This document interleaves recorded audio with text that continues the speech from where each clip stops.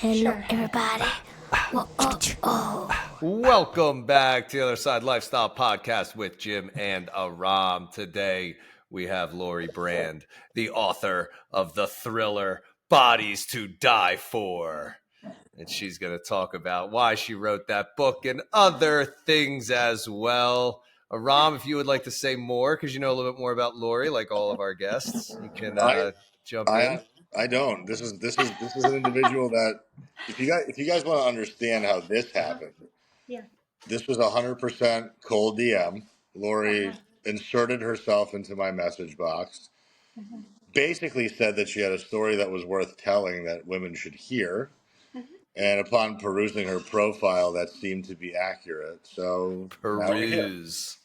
Yeah. Peruse. Now we're here. Well, at the end of the day, it gets old trying to find guests constantly, and I'm tired of it. So sometimes it's fun when people just come to you. Yeah, right. I like it. I like it. Yeah. So Merry Christmas, Happy Hanukkah, Happy Kwanzaa, Happy Early New Year, and So I saw a person's post since you say that. I saw a person's post. This is what I was talking to you earlier about, where I want to leave a comment and I don't.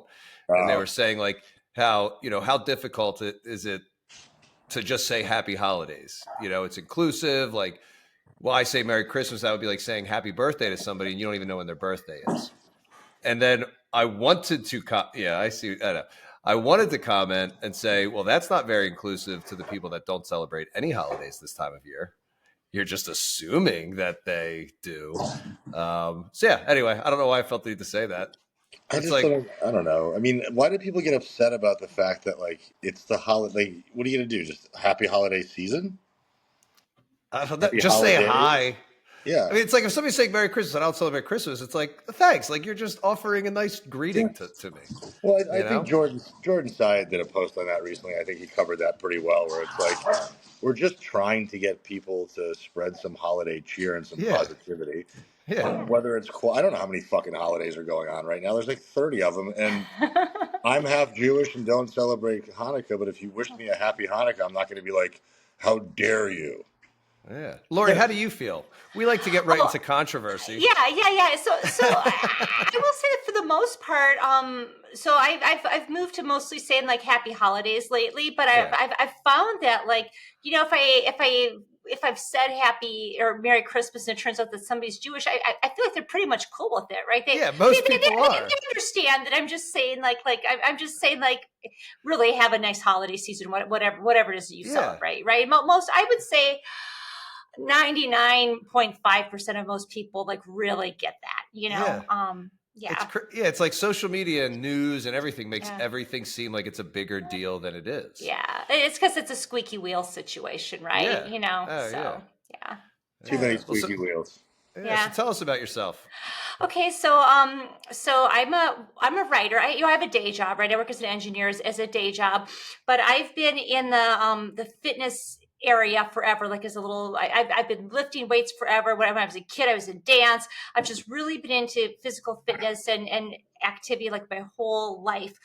And I was into bodybuilding for kind of a while, but something happened in January of 2020 that really had put I can get right into it if you want me to, but it flagged on my radar, and I was compelled to write a story, and I really wanted to explore a situation that had happened with Jillian Michaels, and I felt like such a need to explore it that I decided to write a book about it, and Bodies to Die For came to be. But prior to writing the book, I was writing for fitness magazines and things like that, so it was a natural jump. Yeah. Nice. And what was the event that occurred? Okay, so in January of 2020, you guys will remember this. I'm pretty sure you'll remember this. Jillian Michaels was interviewed on BuzzFeed News, and she was asked what she thought of Lizzo as a body positive role model. What she thought of that, and she said, "Well, why are we celebrating her body? Why aren't we celebrating her music? Because it's not going to be awesome if she gets diabetes."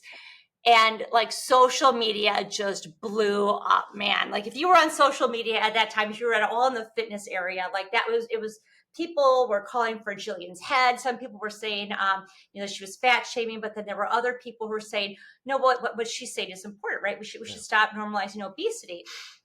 And it was this really intense clashing of the both sides, right? The healthy at any size sort of movement and the fitness influencers. It was that clashing.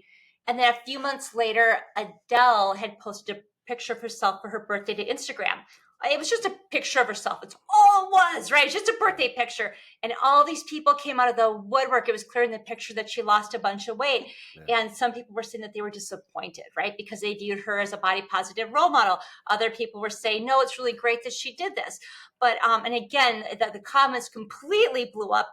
But at the end of the day, a woman ought to be able to post a picture of herself to her account without the whole world having an opinion on her body. And so I started to really explore it. I was thinking like this body image war that was occurring online, like, what if it moved offline, into real life? What might happen?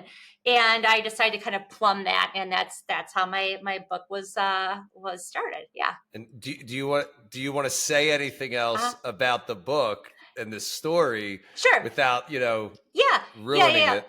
Okay, so the book is it's a clash of two sides, right? There's a woman she's a fitness influencer. She's an IFBB, which is a professional bodybuilding bikini pro. So this is her job. She's very good. And for the last few years in a row, she's always taken second at the Olympia. And many of your listeners may know that that's the largest bodybuilding competition in the world.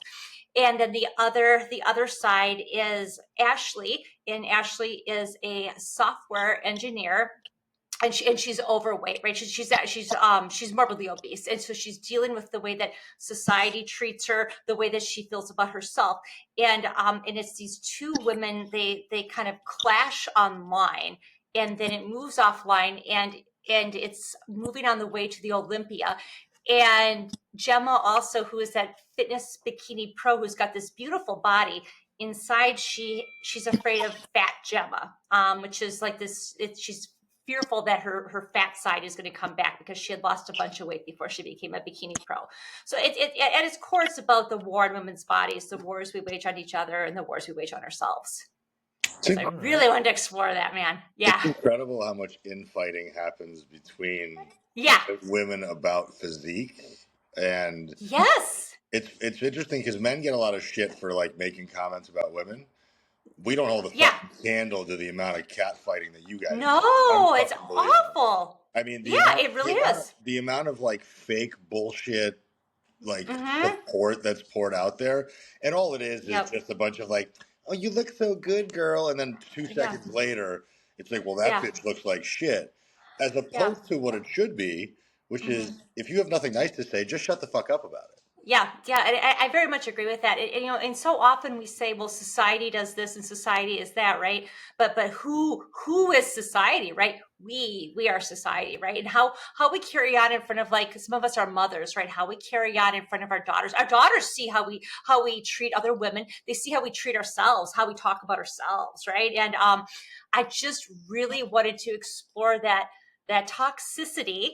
And again, the war in women's bodies, but I also wanted to show.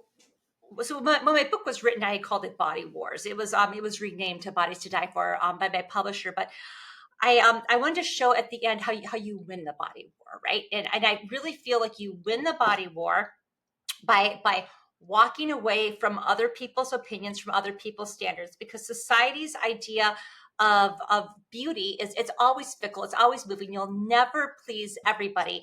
And so if you focus on strength, on getting strong, like that's something nobody can take away from you. If you want to do a push-up, a pull-up, you want to walk a mile, whatever strong is to you, though, those are very concrete goals, and that makes you feel, it makes you, getting physically strong makes you mentally strong. And I just really want to sell that. And that's the way that the book ends, is both women decide to focus on getting strong rather than on ripping each other down.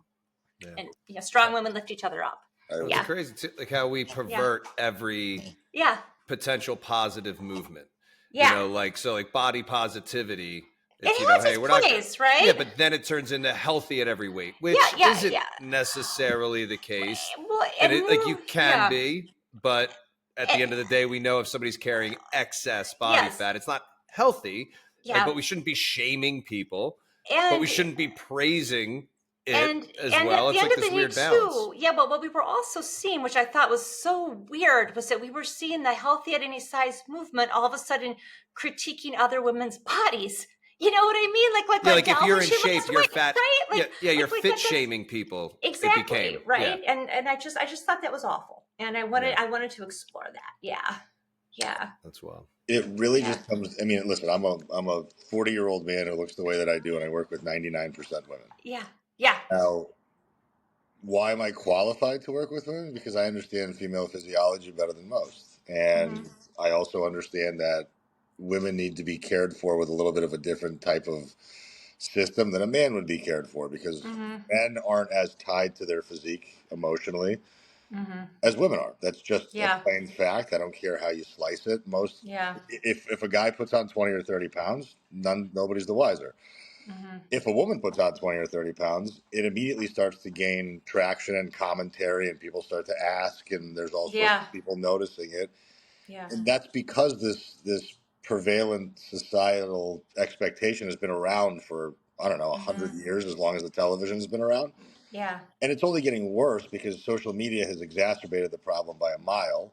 yeah, But it's also created a unique opportunity for all of us to be able to shift the conversation into a positive direction, which I think is what you've done. yeah. Yeah, and like Ashley's the fat one in the book, right? And she takes up boxing, and by taking up boxing, she starts to, she starts to move her body. And at first she's doing it just because she wants to like beat the shit out of something, right? But she finds that by moving her body, by the end of the book, like she no longer really wants to punch somebody. That it was that moving that body, that getting strong, that like mental release that exercise so often can bring. Yeah, Yeah. yeah. When you get that, we talked about that so much in here that we are energy. We are Yep. filled with energy, and if we're not getting it out physically, it just rattles around in our brain. Yeah. And our brain goes crazy with thinking all the things, the anger, the frustration, Yeah. jealousy, everything that goes on. But once you start moving your body, you're getting that energy out. You're like, oh, I'm not so angry Yeah. anymore. Yeah. So I agree. I'm Yeah. interested to see what's going to happen in the next, I don't know. I mean, I'm 40. Let's say another 20 years Uh-huh. of more. You're going to deteriorate in the next 3. That's my prediction. 3 years. Me? Tops. I'm going Oh, to. massive deterioration coming up for you, Rob. Dude, I can smell I it. just keep looking better and better with each passing year. His vision's getting worse, Lori. Just so you know, he had to My get glasses. vision's gotten worse too. Yeah. He's supposed to wear glasses and he doesn't. Uh-huh. That's why his self perception Okay. keeps going up. I'm just kidding. We like to Okay. rag on each other. He looks great. I enjoy all I of look his fucking wonderful. pictures. I don't look wonderful for 40. I look wonderful for 25. Yeah. So anyway, you were going to say the next 20 years. I'm very interested to see what's going to happen because I think the pendulum has swung very. I don't want to say left or right because immediately it's going to become political. Yeah. But let's call it left of center. Uh-huh. And I don't think there's any problem with body positivity whatsoever. It's everything comes down to what is your relationship with that term.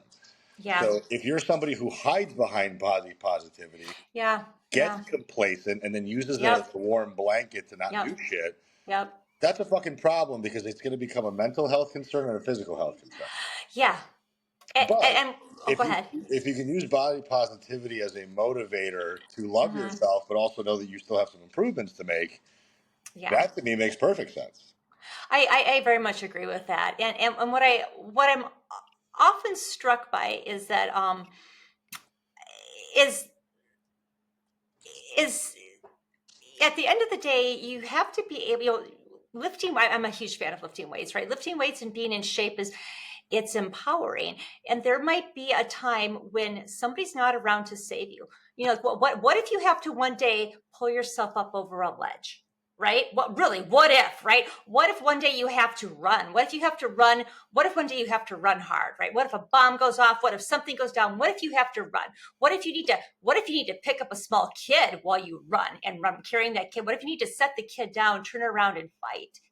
Like I just really feel like we should all feel that we have some degree of confidence. I mean, maybe you're going to go down, but if you go down, you want to be able to go down swinging, So I'm a fan of body positivity in the sense of not giving away your power of putting what you look like or your self-esteem in the eyes of somebody else. Yeah. It should be how you feel strong, but we should, every one of us, I really feel like should be able to feel like you could defend yourself if you had to. Yeah. What do you see as a woman in real life when it comes to this topic versus what we see online? Because it's very easy for people to hide behind the keyboard. So I have to frame it on how I've been paying attention to this since I was a young kid. When I was 10 years old, my dance teacher had her jaw wired shut, and it had such an impact on me. Just for eating. Yes. And I remember the whole thing, my mom was driving me to dance when she told me about that in the car. She said, oh, Barb's not going to be teaching for the next few months. Jill's her assistant. She's going to be teaching, but Barb will be off to the side with a notebook, right? And writing notes. And I was like, well, why? And my mom said, well, Barb wanted to lose some weight. And, and sure enough, it went down. Barb got smaller and smaller and smaller. And one time I asked her to see it, and you could see the wires up and down between her jaw. And so it really struck me, not just that she did it, but that the whole world shrugged, right? Like no parents were freaking out. Nobody was freaking out. Like this was a perfectly rational thing to do. And I was 10 years old, right? And so I've noticed ever since then, the degree that we will go to, that women will go to be physically pleasing, whether it's wire your jaw shut. I've had friends that have been hospitalized with eating disorders. I've had, I remember like the fen issue, right? Like remember when like people were taking fen. I remember when they took it off the market and people were upset. And like we knew people were having heart attacks, and people were like, "Well, do you think I could still get some?" I see it all the time, and even right now, I teach I teach yoga and I sub for strength right now. But when I sub sometimes for the strength class, I'll occasionally get, so I'm 55. I'll sometimes get a woman who's say like my age or 60, who is like 5'4", 110 pounds. And she'll say, so I want to make sure that I don't get too bulky, and like, that's going to be really hard to do when you're like 55, 60. Nobody wakes up and goes, oh crap. Yeah. I got too jacked. I've been working on that for a few decades, right? Like, crap, I went too far and I didn't even realize it. It's right overnight. Yeah. Do you think that a lot of this stuff is generational from mother to daughter? Yes. Oh my gosh, yes. Like you've had enough. Yep. And then just as you growing up, did you get that from peers? So here's where I'm really lucky. Mother-daughter? Yes, I think I have wonderful parents, right? And my parents were always focused on like who I was, what kind of person I was, what I was going to do with my life, and not focused on my looks. And I think that really shielded me, the fact that like I was, in that environment. I was in dance forever. I was a gymnast when I was in college. I was a stripper. I mean, like I've put myself into a lot of these positions where I've been, in small outfits or leotards or whatever. And I've been judged on what I look like. And I think partly because I had these good parents, I think it partially shielded me. But I can remember going over to a friend's house when I was in high school, and I was like 16 years old, and it was the summer, and I was spending a lot of time over there that summer, and we were suntanning in the backyard, and I was wearing a bikini. And I remember we would go inside. Every time we would go inside, her mom had a picture of herself on the fridge before she had lost a bunch of weight, and it said, fat, huh? And it was a big picture of her on the refrigerator. And so every time that we went in there to get more Crystal Light, because it was like really hot outside, we had to open up this fridge that said fat, huh, fat, huh, fat, huh. And I never had anything more than Crystal Light at that house that whole summer. I like never ate anything there. I was like freaked out to eat like any food at that house because I saw of what they would say. I don't know. Because I had to see fat huh on the fridge every time. It just freaked me out. And so imagine if I was that freaked out as this girl's friend, right? She lived in that house, right? And also since I've written this book, I've had so many people tell me about like their experiences with diet culture, and so many women who've like told me about like what their moms were like. Their moms really policing them, putting them on diets when they were like 10 years old, and like really micromanaging like everything that they ate. But at the same time, still kind of goading them to like eat this, eat that, finish this, finish that, and having all these foods around the house, but then picking on them for I don't really know. Well, But you can't yeah. feed the children in Yeah. Africa unless you clean your plate. We all know that. Yes, It's the only way that they will not starve anymore is if you it's a clean your plate. generational thing. It really is. I think the women so I'm 55. I think that people in my generation, the way that we were brought up, there was such an emphasis on what you look there was no body positivity back then, right? How many snack wells did you eat? Oh, quite a few, right? And there's just awful things. Yeah. Oh my God. But did you see that? Did you see that kind of bullying or comments made from peers when you were growing up in teen years? Or was it not a part of your life? Or did you see other people doing it to other people, not necessarily even just to you? So what I have seen, it's been much more subtle, I guess. What I have encountered, I've encountered like, say, a woman or like a younger girl maybe not being like invited to sit at the table, or like people kind of, like maybe not wanting to hang out with somebody as well, like just And sort you of like know that that's the reason? you might be able to gather it. I mean, Okay. but I've also seen, you know, I've also seen things like, oh my gosh, she's, and this is like as an adult now, I've seen things like, oh, so and so's gained so much weight, I can't believe it. Or I've even seen as somebody I know was on a fitness podcast that I was listening to, and she was, and I heard her saying like, I don't know why anybody would ever go to a fat trainer. And she was kind of speaking very disparagingly about why somebody might go to and I was a little freaked out by it, because I thought, well, somebody might want to go to a trainer that's a little overweight, because that person might be either losing some weight, or they might just be comfortable. If you're somebody who's really overweight, you might feel more comfortable. I don't know. Going to somebody who is a little larger, and maybe you've seen that person lose some weight or get more in shape, and you just feel more comfortable. I haven't seen as much of it though as you might think, but I have seen it subtly usually. Because it's like the thought is, how much of this is a created narrative in our head that our friends are judging us? Yes. So I'll tell you really. that. I'll tell you what I see every year. Okay, so I'm a complete gym connoisseur. I've been going to gyms like forever. Whenever we go on vacations, we always go to. I always look at where the best gym is. Like we gotta stay somewhere with a good gym, or it's gotta be close to a gym. So I've been going to gyms forever. I have never, ever seen somebody fat shamed in a gym. I've never seen it. And I've never seen, as a yoga teacher, anybody fat shamed at a yoga. But I always, not to say it doesn't happen, but you see articles about it, you see posts about it, but I've actually never seen it. I don't know. So I think that's what we struggle with the most, with people, where it's just, I got to lose this last little bit. You're 48 years old. Mm-hmm. You look great. Mm-hmm. And you're worrying about this little pooch. Mm-hmm. Because whatever reason. Yeah. Like, what do you have to say to those people? I mean, people who are scared to go to the gym because they feel like they're overweight, or they're working, they're doing all this work to lose this little pouch that they have, and they don't have some super flat stomach when they were 17 or 18. And I feel like most of that comes from trying to impress other people. You're not happy with yourself because of what your perception of other people's perception is. Yeah. So first of all, I think other people, I think other people pay less attention to us than we think, to our imperfections. I really do, especially if you get to be my age, right? Or like in your 40s and things like that.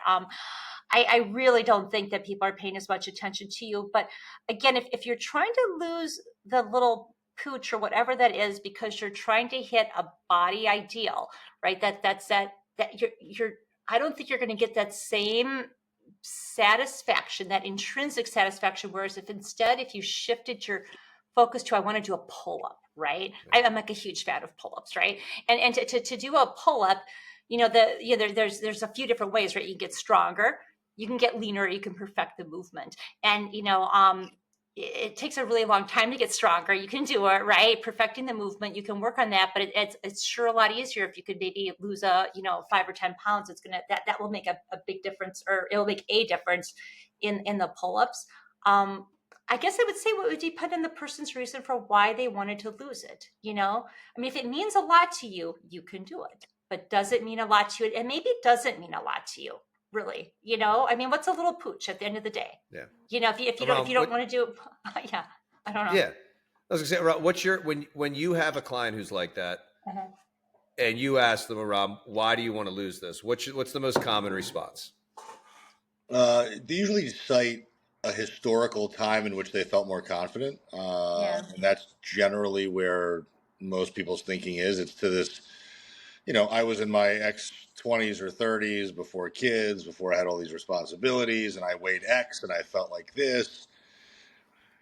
So I understand why people want to achieve certain levels of aesthetics, but Sure. But my argument to that always is like, if you're that worried about aesthetics, why the fuck did you let them slip in the first place? Yeah. Like, if you're truly somebody who's that obsessed with your appearance, then I don't give a shit if you had 3 kids and 2 jobs and 4 husbands. You should have still made it work. Otherwise, it wasn't. They didn't care about it. Yeah, for a long enough period of time that happened, and now they realize, oh, I do care about it. And I feel like crap because I didn't care about it, and I remember that feeling of feeling good when I did care about it. And I understand. But then again, life's going to throw challenges at you. I don't have kids. I don't want kids. I've made it abundantly clear in this podcast multiple times. But if you've chosen the path of I want to be a career woman, and I also want to be a career mom and have kids and also have a job and also be a good wife and and keep a nice home.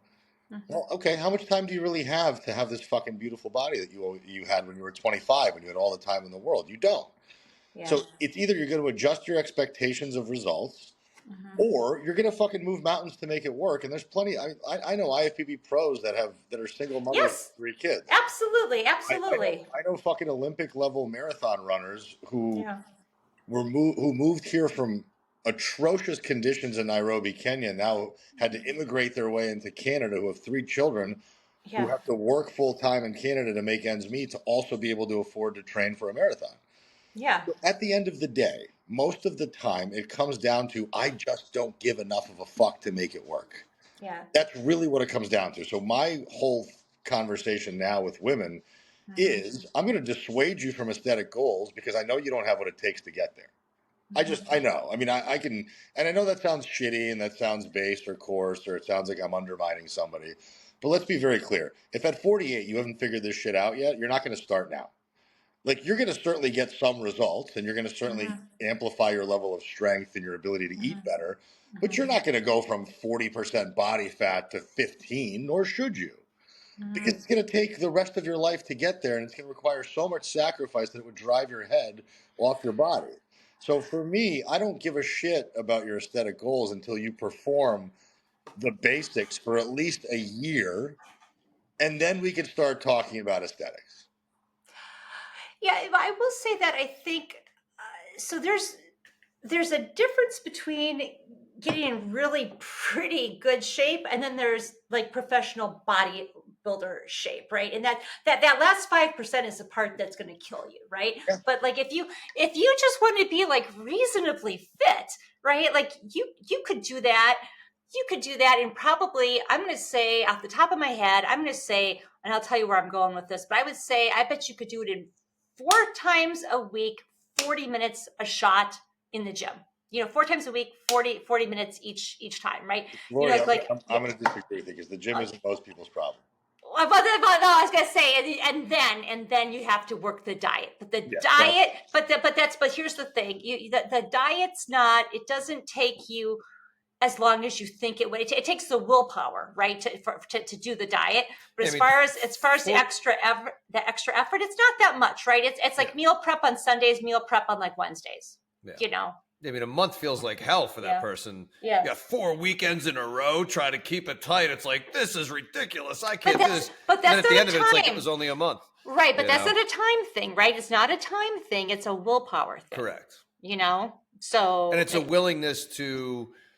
Yeah. Not, because I feel like most people who are struggling with this, with the weekend diet. Yeah. They're very social. Yeah. So that, like, they're getting together with friends and other families and stuff for dinners and all that. And it's like, are you willing to not be so social, or are you willing to be social and not participate in all the activities that you're so used to? And everybody they want that social aspect, but the body of the person who doesn't have the social aspect. Yeah. And once you Yeah. do put that time in, then you're able to find that balance where you can still be social. Yeah, Yeah. You know, but and fit people are social with other fit people. That's why they stay fit.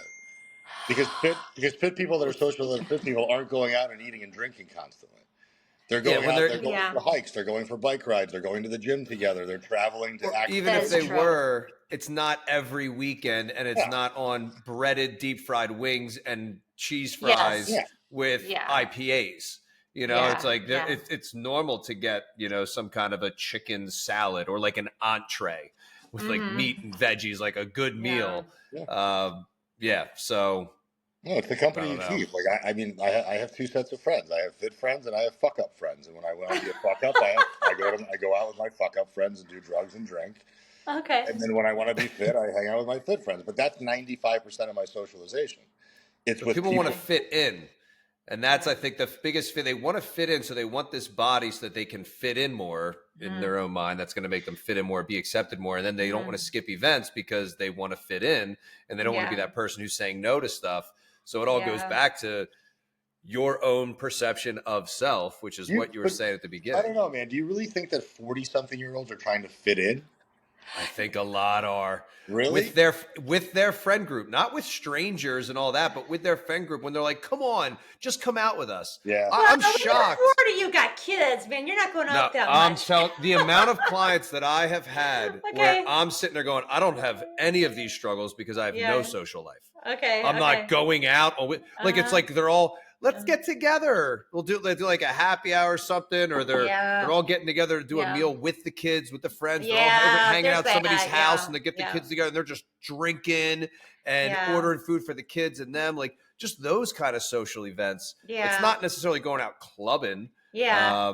You know, where you don't have kids, but I'm shocked at the frequency that so many of these people do, Yeah. or just the DoorDash stuff, Yeah. you know, which is more of an issue now, how much people order out compared to back in the day because of the ease of Yeah. access to ordering out, Yeah. That is true. Right. you know, Oh, it's well, wild. I suppose too, though you do have though that control of your own situation. Like you could still do that stuff, but like if you can make sure that like if or you could try to like make sure that you've got something that you could almost always find something that works with like the macros that you're trying to hit, like if you go out with friends, if you're over at their house, there's probably somebody's got at least like a side of vegetables going on, like vegetable sticks or something like that, or you could be the person that brings healthy or something or other to eat and you can stick with diet coke. I mean, Yeah, it's but if it doable, goes but if it yeah. goes back to that fitting in thing, Yeah. you don't Yeah. want to be the weirdo. I don't want people to know I'm on a diet. I think Yeah. these are all narratives that people generally struggle with. Like they don't want to say it because it's like, wow, you look great.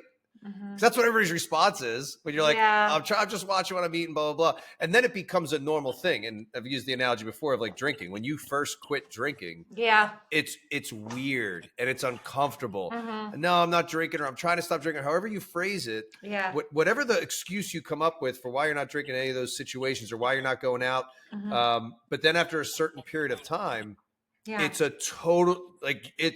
None of your friends bring it up. It's Yeah. never a thing Yeah. for anybody. But you have to get through that transition period of feeling weird and uncomfortable, not participating in the way that you have always been known to Yeah. participate.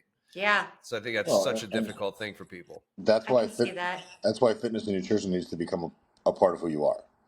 Yeah, Yes. It will never stick. It will never stick if it's negotiable. It will yeah, never it's your stick identity. if it's not a Mhm. part of your identity. If it's not a part of your DNA or who you are, what you identify as.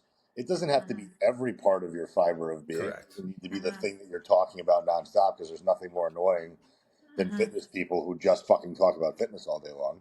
Uh, But like that should be one of your top 4 priorities every single day. Like every time you wake up, you should know what you're eating when, and you mhm. should know when you're going to the gym that day or That's not. your priority for that category of your life. Yeah. But Not your entire life, but that I will category. say though, if you set these things, but to your point, Jim, though, as far as like people have to get used to it. Once that you kind of like set things up and you've got like you know that like every day I'm having like my oatmeal with my scoop of protein powder with my berries, or maybe maybe yours is like your eggs or whatever it is. Like you've got kind of like your set breakfast. You kind of got your set like mid morning mid-morning snack, you kind of have like your set type of lunch. You've got, if you have these pieces that it's almost like brushing your teeth, right? That what you expect to have. Like I'll tell you, like this is what I do, right? Like my breakfast is usually it's this, I make this oatmeal that I have to make like every few days, because like it's not like the instant kind. Like I gotta like make a batch of it and do it. So I have like that oatmeal with the protein powder with the berries for like a mid-morning snack. It's the plain Greek yogurt, like the no-fat plain Greek yogurt with berries. For lunch, it's some kind of vegetable. Very frequently I get it at my work. There's a salad bar. It's like a vegetable. I have to have like a minimum of like 3 different vegetables and like a good source of protein. If I can get through lunch, by the time I've gotten through lunch, I'm at 90 grams of protein, and I've had at least 5 different fruits and vegetables. And then I can be a little more like whatever with like mid-afternoon snack and whatever, with a little bit more flexible with dinner, because like I'm in a good spot. But like if my mid-morning snack, I didn't really get like a good set of fruits or something, then like my afternoon snack, I would have to like once that you put these things in place, you don't have to think about them. Yeah, it's called. Stop apologizing for your life. Yeah. Like I think it's like as people start to discover truly who they are and stop worrying about all this shit especially on this topic, you just stop apologizing for your life. Yeah. Like stop. I'm not gonna. Come on, join us. Why are you eating that? Why do you gotta do that? What? This is what I'm fucking eating. Yeah. Like, this is what I'm doing. I'm not gonna go to that party because I don't feel like it. Instead of coming up with excuses, just be like, yeah, I'm not going. And you don't have to explain yourself to anybody. I think that's like such a thing that people need to work on. Yeah, but like, I don't think Lori's getting it. I don't think you're getting it. I'm sure as shit never getting it in commentary, because I walk in, you got walk in, any one of us. Because you're doing it and you're not apologizing for it. Well, no, it's not even that. It's the problem is, and this is the sad reality of the world, is we look the part. Okay. Yeah, but I'll tell you, I get shit all the time, dude. If I'm eating some kind of all the time. If I'm eating some kind of junk, oh yeah, not from like friends of mine who I'm close to, but like coworkers or family. If you're eating something, it's like, oh, you allowed to eat that? I'm like, yeah. I hate that shit. I'm like, whatever, dude. Yeah. Like, I don't hate it to the point that like I'm bothered by it, but I'm like, yeah.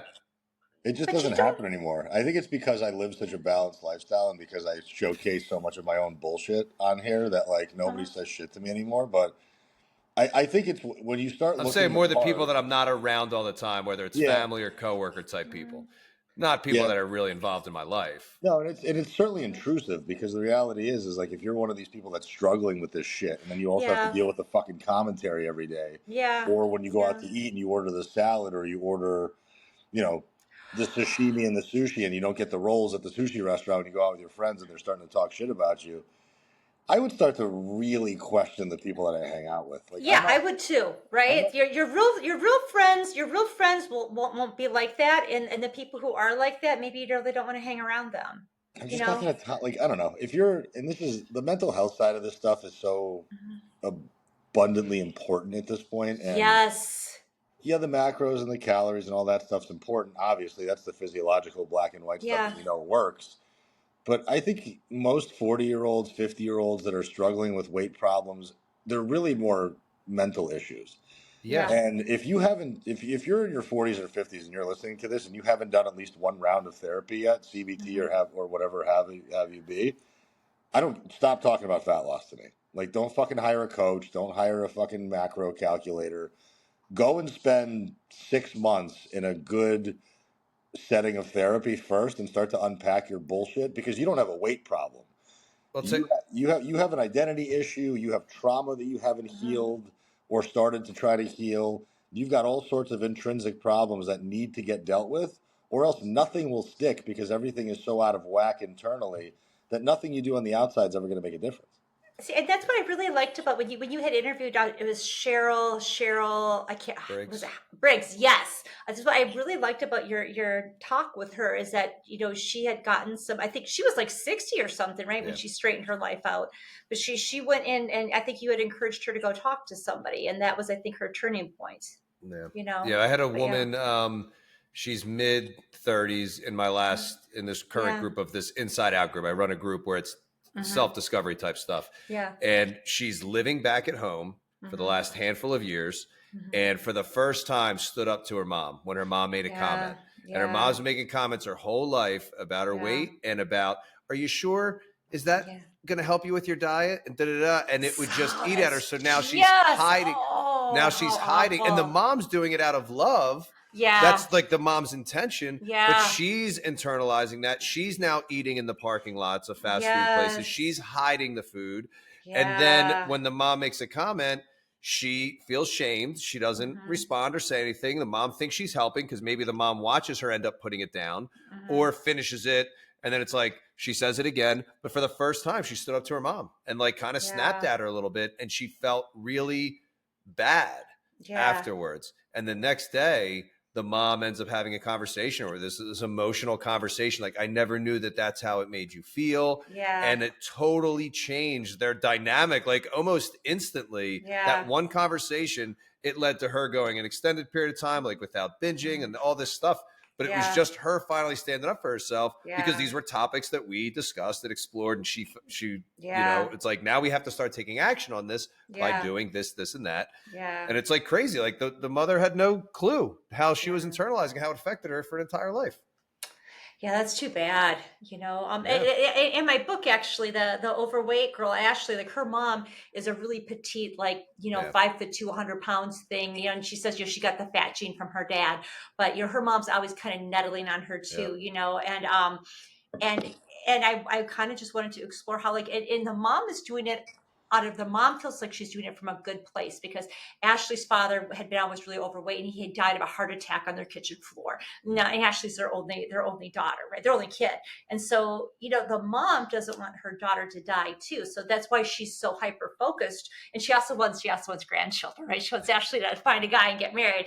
But so it's coming from this where her mom is feeling like this is good for Ashley, but it ends up being like destructive to her. And you know, just how, you know, I just really wanted to explore a lot of these things. You know, it's really unfortunate. You know, because a lot of that stuff I think does absolutely come from a place of love. Yeah, and I think when people can start to accept that, that's the whole healing the child wound. You start to accept that this is coming from a place of love, and not of a place of judgment or I'm embarrassed by you, or you're not going to have a happy life unless you lose weight.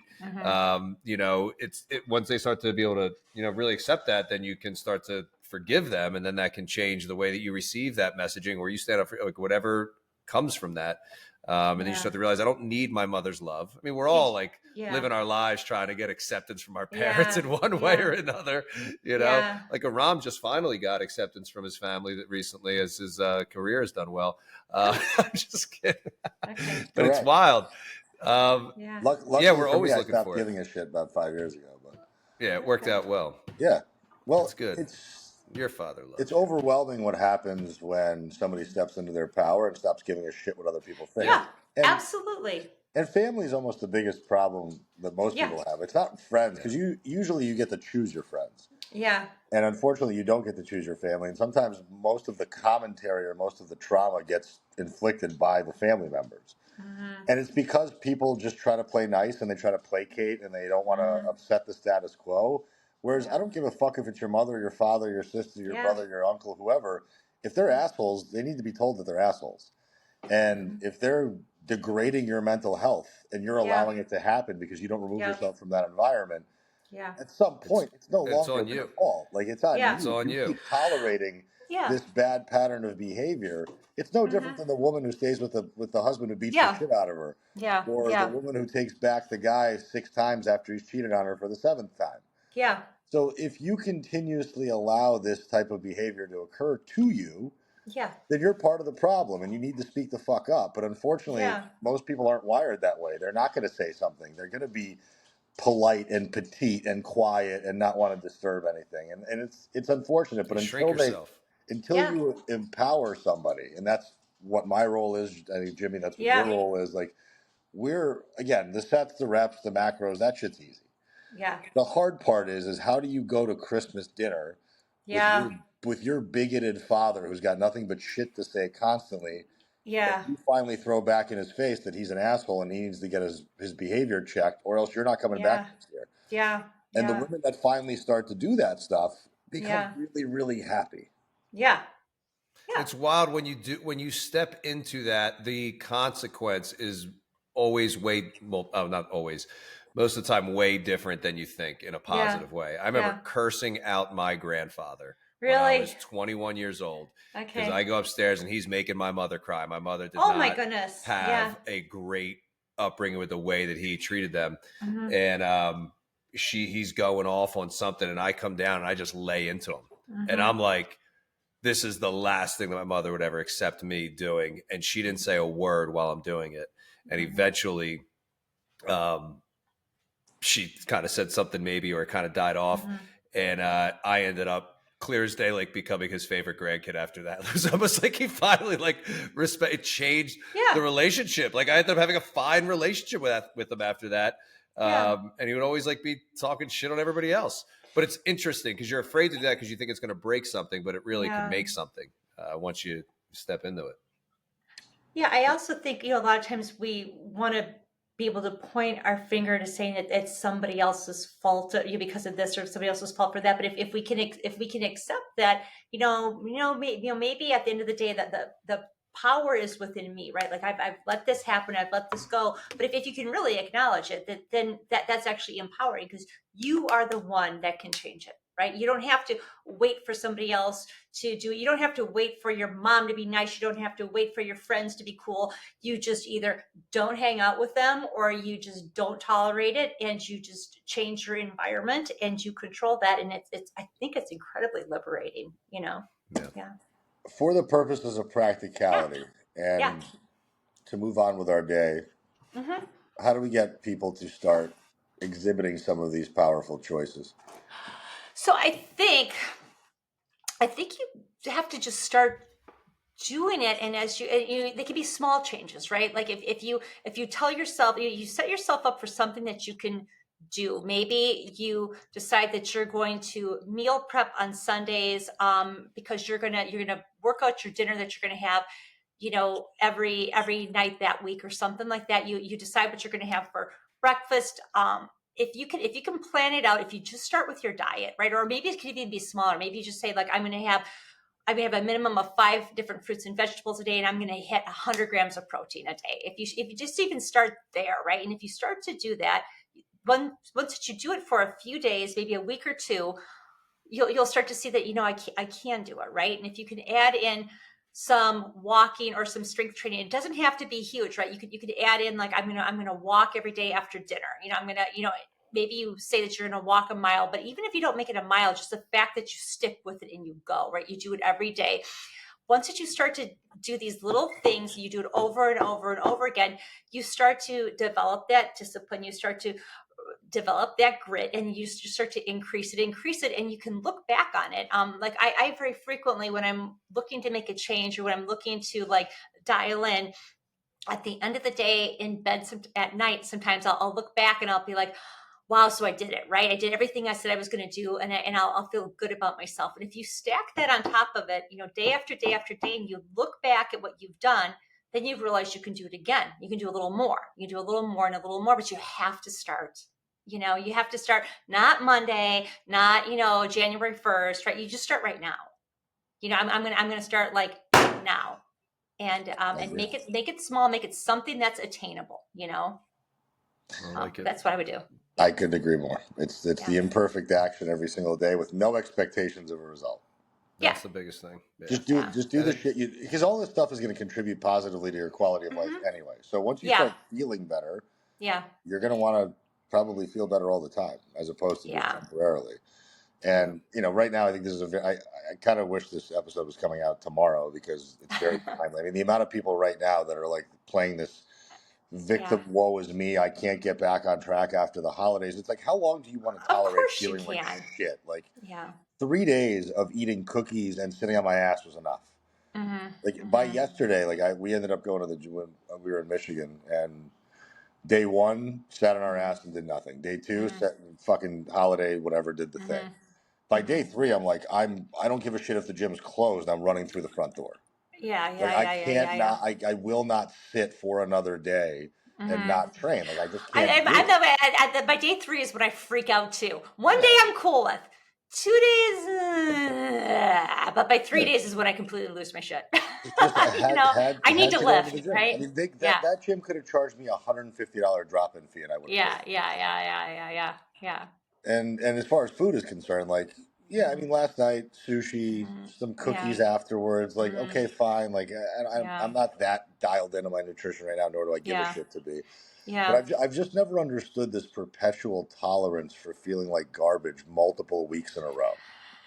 Yeah, and you can feel it too. But once that you lift and you eat healthy and you just keep it up for like an extended period of time, you can feel it within like a few days, right? Like I can start to feel it. I can start to feel I'm not quite as bright and bushy tailed. I'm not quite as bubbly. I'm not quite so optimistic. You can feel it, you Yep. know?